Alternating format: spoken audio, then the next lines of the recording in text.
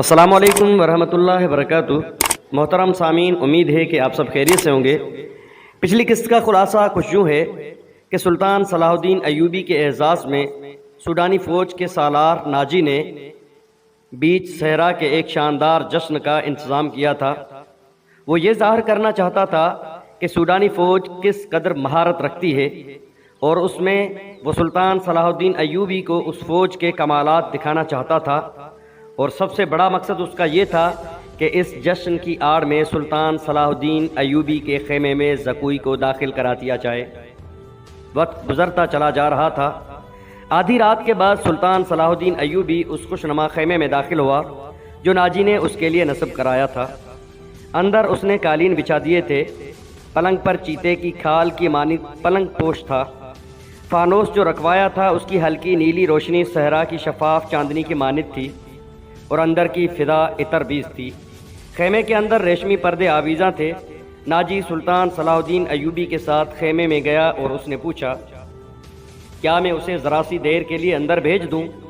میں وعدہ خلافی سے بہت ڈرتا ہوں۔ ناجی زکوئی کے متعلق بات کر رہا تھا۔ سلطان صلاح الدین ایوبی نے بنا سوچے سمجھے کہا کہ بھیج دو، اور ناجی ہرن کی طرح چوکڑیاں بھرتا ہوا خیمے سے باہر نکل گیا۔ تھوڑا ہی وقت گزرا ہوگا کہ سلطان صلاح الدین ایوبی کے محافظوں نے ایک رقاصہ کو اس کے خیمے کی طرف آتے دیکھا۔ خیمے کے ہر طرف مشالیں روشن تھی۔ روشنی کا یہ انتظام علی بن سفیان نے کرایا تھا تاکہ رات کے وقت محافظ گرد و پیش کو اچھی طرح سے دیکھ سکیں۔ رقاصہ قریب آئی تو انہوں نے اسے پہچان لیا۔ انہوں نے اسے رقص میں دیکھا تھا۔ یہ وہی لڑکی تھی جو ٹوکرے میں سے نکلی تھی۔ وہ زکوئی تھی، وہ رقص کے لباس میں تھی۔ یہ لباس توبہ شکن تھا، اس میں وہ عریاں تھی۔ محافظوں کے کمانڈر نے اسے روک لیا۔ زکوئی نے اسے بتایا کہ اسے امیر مصر صلاح الدین ایوبی نے بلایا ہے۔ کمانڈر نے اسے بتایا کہ یہ ان امیروں میں سے نہیں ہے جو تم جیسی فاحشہ لڑکیوں کے ساتھ راتیں گزاریں، آپ ان سے پوچھ لیں۔ زکوئی نے جواب دیا، میں بن بلائے آنے کی جرت نہیں کر سکتی۔ ان کا بلاوا تمہیں کس طرح ملا تھا؟ کمانڈر نے گرج کر پوچھا۔ سالار ناجی نے کہا ہے کہ تمہیں امیر مصر بلاتے ہیں۔ زکوئی نے جواب دیا، آپ کہتے ہیں تو میں واپس چلی جاتی ہوں۔ امیر نے جواب طلبی کی تو خود بھگت لینا۔ کمانڈر تسلیم نہیں کر سکتا تھا کہ صلاح الدین ایوبی نے اپنی خوابگاہ میں ایک رقاصہ کو بلایا ہے۔ وہ ایوبی کے کردار سے واقف تھا، اس کے اس حکم سے بھی واقف تھا کہ ناچنے گانے والیوں سے تعلق رکھنے والے کو 100 درے لگائے جائیں گے۔ کمانڈر شش و پنج میں پڑ گیا۔ سوچ سوچ کر اس نے جرت کی اور صلاح الدین ایوبی کے خیمے میں چلا گیا۔ ایوبی اندر ٹہل رہا تھا۔ کمانڈر نے ڈرتے ڈرتے کہا کہ باہر ایک رقاصہ کھڑی ہے، کہتی ہے کہ حضور نے اسے بلایا ہے۔ صلاح الدین ایوبی نے کہا، اسے اندر بھیج دو۔ کمانڈر باہر نکلا اور زکوئی کو اندر بھیج دیا۔ محافظوں کو توقع تھی کہ ان کا امیر اور سالار اعظم اس لڑکی کو باہر نکال دے گا۔ وہ سب اس کی گرجدار آواز سننے کے منتظر تھے، مگر انہیں ایسی کوئی آواز نہ آئی۔ رات گزرتی جا رہی تھی۔ اندر سے دھیمی دھیمی باتوں کی آوازیں سنائی دینے لگی۔ محافظ دستے کا کمانڈر بے قراری کے عالم میں ادھر ادھر ٹہلنے لگا۔ ایک محافظ نے اسے کہا، کیا یہ حکم صرف ہمارے لیے ہے کہ کسی فاحشہ کے ساتھ تعلق رکھنا جرم ہے؟ ہاں، اس بات میں سر ہلاتے ہوئے کمانڈر نے جواب دیا، حکم صرف ماتحتوں کے لیے اور قانون صرف رعایا کے لیے ہوتے ہیں۔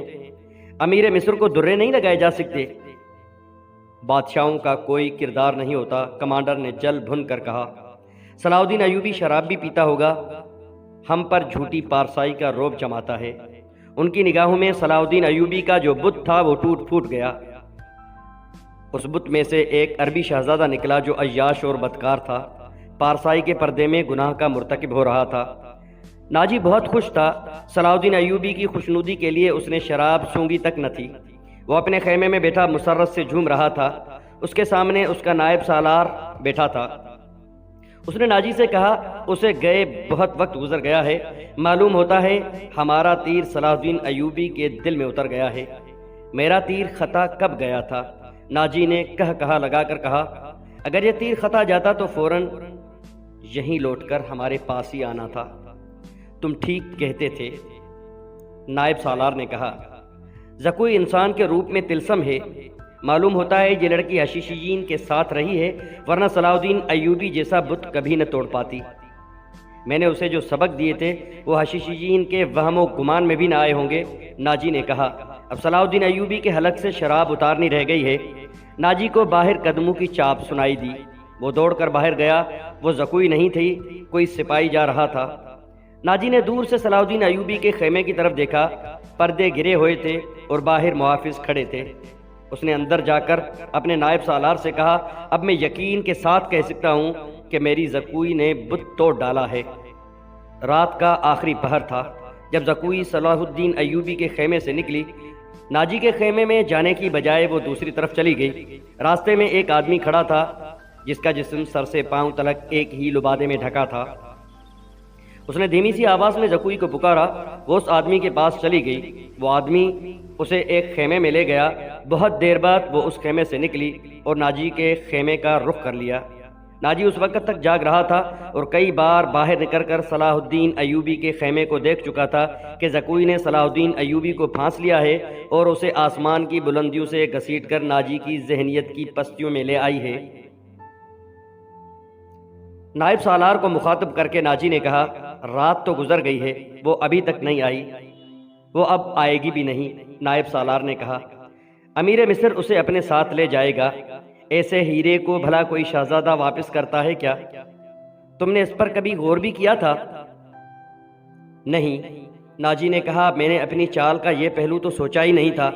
کیا یہ نہیں ہو سکتا کہ امیر مصر زکوئی کے ساتھ باقاعدہ شادی کر لے؟ نائب سالار نے کہا، اس صورت میں یہ خطرہ ہے کہ لڑکی ہمارے کام کی نہیں رہے گی۔ وہ ہے تو ہوشیار۔ ناجی نے کہا، مگر رقاصہ کا کیا بھروسہ؟ وہ رقاصہ کی بیٹی ہے اور تجربہ کار پیشہ ور ہے، دھوکہ دے سکتی ہے۔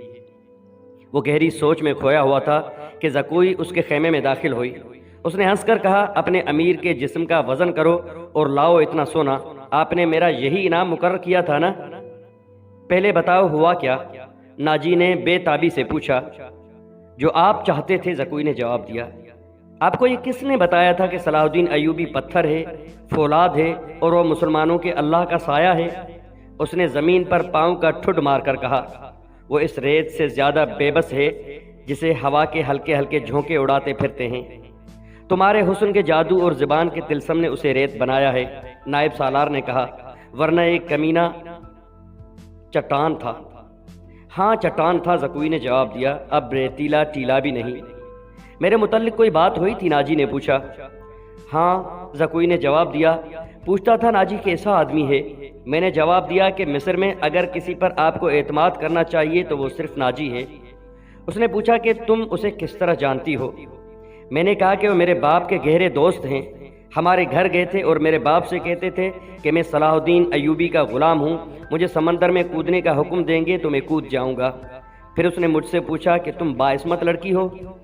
میں نے کہا کہ میں آپ کی لونڈی ہوں، آپ کا ہر حکم سر آنکھوں پر۔ کہنے لگا، کچھ دیر میرے پاس بیٹھو۔ میں اس کے پاس بیٹھ گئی۔ پھر وہ اگر پتھر تھا تو موم ہو گیا اور میں نے موم کو اپنے سانچے میں ڈھال لیا۔ اس سے رخصت ہونے لگی تو اس نے مجھ سے معافی مانگی۔ کہنے لگا، میں نے زندگی میں پہلا گناہ کیا ہے۔ میں نے کہا، یہ گناہ نہیں، آپ نے میرے ساتھ دھوکہ نہیں کیا، زبردستی نہیں کی، مجھے بادشاہوں کی طرح حکم دے کر نہیں بلایا، میں خود آئی تھی، پھر بھی آؤں گی، بار بار آؤں گی۔ لڑکی نے ہر ایک بات اس طرح کھل کر سنائی جس طرح اس کا جسم اریاں تھا۔ ناجی نے جوش مسرت سے اسے اپنے بازو میں دبوچ لیا۔ نائب سالار زکوئی کو خراج تحسین اور ناجی کو مبارکباد پیش کر کے خیمے سے نکل گیا۔ سارا کی اس پراسرار رات کی کوک سے جس صبح نے جنم لیا وہ کسی بھی صحرائی صبح سے مختلف نہ تھی، مگر اس صبح کے اجالے نے اپنے تاریک سینے میں ایک راز چھپا لیا تھا جس کی قیمت اس سلطنت اسلامیہ جتنی تھی، جس کے قیام اور استحکام کا خواب صلاح الدین ایوبی نے دیکھا اور اس کی تعبیر کا عزم لے کر جوان ہوا تھا۔ گزشتہ رات اس سارا میں جو واقعہ ہوا اس کے دو پہلو تھے۔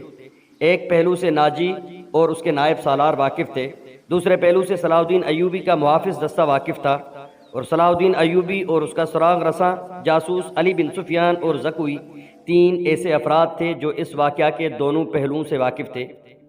صلاح الدین ایوبی اور اس کے اسٹاف کو ناجی نے نہایت شان و شوکت اور عقیدت مندی سے رخصت کیا۔ سوڈانی فوج دو رویا کھڑی صلاح الدین ایوبی زندہ آباد کے نعرے لگا رہی تھی۔ صلاح الدین ایوبی نے نعروں کے جواب میں بازو لہرانے، مسکرانے اور دیگر تکلفات کی پرواہ نہ کی۔ ناجی سے ہاتھ ملایا، اپنے گھوڑے کو اینٹ لگا دی اور اس کے پیچھے پیچھے اس کے محافظ اور دیگر اسٹاف کو بھی گھوڑے دوڑانے پڑے۔ اپنے مرکزی دفتر میں پہنچ کر وہ علی بن سفیان اور اپنے ایک نائب کو اندر لے گیا اور دروازہ اندر سے بند کر لیا۔ وہ سارا دن کمرے میں بند رہے۔ سورج غروب ہوا، رات تاریک ہو گئی۔ کمرے کے اندر کھانا تو درکنار، پانی بھی نہ گیا تھا۔ رات خاصی گزر چکی تھی جب تینوں باہر نکلے اور اپنے اپنے گھروں کو روانہ ہوئے۔ علی بن سفیان ان سے الگ ہوا تو محافظوں کے دستے کے کمانڈر نے اسے روک لیا اور کہا، محترم، ہمارا فرض ہے کہ ہم حکم مانیں اور زبانیں بند رکھیں، لیکن میرے دستے میں ایک مایوسی اور بے اطمینانی سی پیدا ہو گئی ہے۔ خود میں بھی اس مایوسی کا شکار ہوں۔ کیسی مایوسی؟ علی بن سفیان نے پوچھا۔ محافظ کہتے ہیں کہ ایک فوج کو شراب پینے کی اجازت ہے تو ہمیں اس سے کیوں منع کیا گیا ہے؟ کمانڈر نے کہا، اگر آپ میری شکایت کو گستاخی سمجھیں تو سزا دے دیں، لیکن میری شکایت سن لیں۔ ہم اپنے امیر کو خدا کا برگزیدہ انسان سمجھتے تھے اور اس پر دل و جان سے فدا تھے، مگر رات اس کے خیمے میں ایک رقاصہ گئی تھی۔ علی بن سفیان نے اس کی بات پوری کرتے ہوئے کہا، تم نے کوئی گستاخی نہیں کی۔ گناہ امیر کرے یا غلام، سزا میں کوئی فرق نہیں۔ گناہ بہرحال گناہ ہے۔ میں تمہیں یقین دلاتا ہوں کہ رقاصہ اور امیر مصر کی خفیہ ملاقات کے ساتھ گناہ کا کوئی تعلق نہ تھا۔ یہ کیا تھا؟ ابھی نہیں بتاؤں گا، آہستہ آہستہ وقت گزرنے کے ساتھ ساتھ تم سب کو معلوم ہو جائے گا کہ رات کو کیا ہوا تھا۔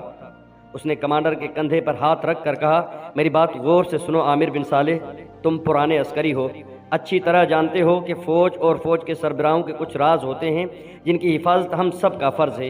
رقاصہ کا امیر مصر کے خیمے میں جانا بھی ایک راز ہے۔ اپنے جان بازوں کو کسی شک میں نہ پڑنے دو اور کسی سے ذکر تک نہ ہو کہ رات کو کیا ہوا تھا۔ علی بن سفیان کی قابلیت اور کارناموں سے یہ کمانڈر آگاہ تھا، مطمئن ہو گیا اور اس نے اپنے دستے کے شکوک رفع کر دیے۔ اگلے روز صلاح الدین ایوبی دوپہر کا کھانا کھا رہا تھا کہ اسے اطلاع دی گئی کہ ناجی ملنے آیا ہے۔ صلاح الدین ایوبی کھانے سے فارغ ہو کر ناجی سے ملا۔ ناجی کا چہرہ بتا رہا تھا کہ وہ گھبرایا ہوا ہے اور غصے میں بھی ہے۔ اس نے ہکلانے کے لہجے میں کہا، قابل صد احترام امیر، کیا یہ حکم آپ نے جاری کیا ہے کہ سوڈانی محافظ فوج کی 50,000 نفری مصر کی اس فوج میں مدغم کر دی جائے جو حال ہی میں تیار ہوئی ہے؟ ہاں ناجی، صلاح الدین ایوبی نے تحمل اور بردباری سے جواب دیا۔ میں نے کل سارا دن اور رات کا کچھ حصہ صرف کر کے اور بڑی گہری سوچ و بچار کے بعد یہ فیصلہ تحریر کیا ہے کہ جس فوج کے تم سالار ہو اسے مصری فوج میں اس طرح مدغم کر دیا جائے کہ ہر دستے میں سوڈانیوں کی نفری صرف 10% ہو، اور تمہیں یہ حکم مل بھی چکا ہوگا۔ تم اب اس فوج کے سالار نہیں ہوگے، تم فوج کے مرکزی دفتر میں آ جاؤ گے۔ عالی مقام، ناجی نے کہا، مجھے کس جرم کی سزا دی جا رہی ہے؟ اگر تمہیں یہ فیصلہ پسند نہیں تو فوج سے الگ ہو جاؤ، صلاح الدین ایوبی نے کہا۔ معلوم ہوتا ہے میرے خلاف سازش کی گئی ہے، ناجی نے کہا۔ آپ کے بلند دماغ اور گہری نظر کو چھان بین کر لینی چاہیے۔ مرکز میں میرے بہت سے دشمن ہیں۔ میرے دوست، صلاح الدین ایوبی نے کہا، میں نے یہ فیصلہ صرف اس لیے کیا ہے کہ میری انتظامیہ اور فوج سے سازش کا خطرہ ہمیشہ کے لیے نکل جائے، اور میں نے یہ فیصلہ اس لیے کیا ہے کہ فوج میں کسی کا عہدہ کتنا ہی اونچا کیوں نہ ہو اور کوئی کتنا ہی ادنا کیوں نہ ہو، وہ شراب نہ پیے، ہلڑ بازی نہ کرے اور فوجی جشنوں میں ناچ گانے نہ ہو۔ لیکن عالی جا، ناجی نے کہا، میں نے حضور سے اجازت لے لی تھی، اور میں نے شراب اور ناچ گانے کی اجازت صرف اس لیے دی تھی کہ اس فوج کو اس کی اصل حالت میں دیکھ سکوں جسے تم ملت اسلامیہ کی فوج کہتے ہو۔ میں 50,000 نفری کو برطرف نہیں کر سکتا۔ مصری فوج میں اسے مدغم کر کے اس کے کردار کو سدھار دوں گا، اور یہ بھی سن لو کہ ہم میں کوئی مصری، سوڈانی، شامی اور عجمی نہیں، ہم مسلمان ہیں، ہمارا جھنڈا ایک اور ہمارا مذہب ایک ہے۔